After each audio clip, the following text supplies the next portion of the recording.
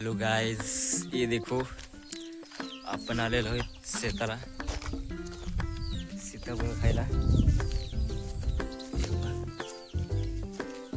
हे बघ सीताफळाचं झाड, लोकांची सीताफळ आहेत पण आपण आलेले खायला। याचे आहेत बघा सीताफळ।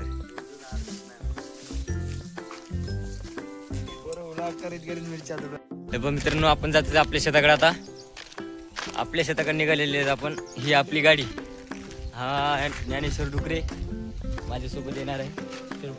चला मग आपल्याला जाऊ शेताकडे। मित्रांनो, आपण आलेले आहेत आपल्या शेतात। तू या चक्कर मारून याला, मी बघतो आखाड्यावर। ये मित्रांनो, हे आपला डॉगी। आपण आलेले कसं जवळ येतो बघा।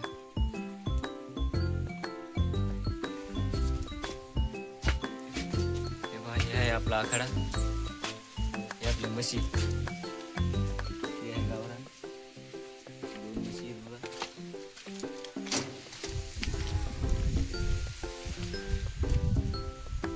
या दोन म्हशी आहेत आपल्याकडे। आणि हे कुकर हळद शिजवायचं। आणि हे आहे आपली हळद, हे ऊस आणि हळद आपले दोन्ही बी। तर मी दाखवतो तुम्हाला हळदीच्या आतमध्ये जाऊन हळद आमची कशी आहे। हे पहा मित्रांनो,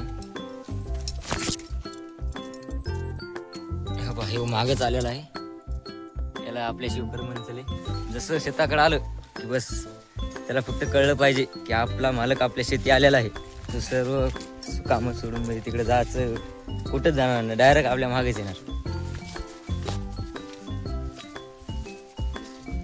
हे पहा गाईज, ही आपली हळद आता आलेली बा छातीला।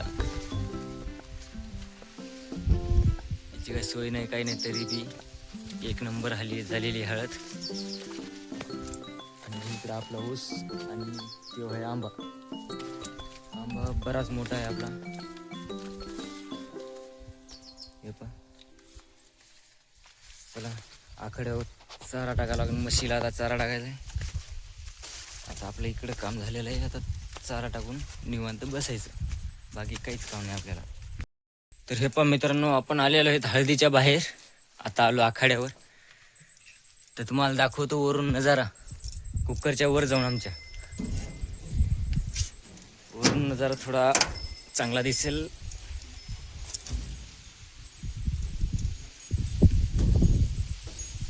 हे पहा मित्रांनो, ही आहे आपली थोडीशी हळद, बेण्यापुरतीच हळद आहे आपल्याकडे, जास्त का नाही। ही आपल्या चुलत्याची हळद आहे। हे पहा, हे आपला ऊस कसं दिसते बघा।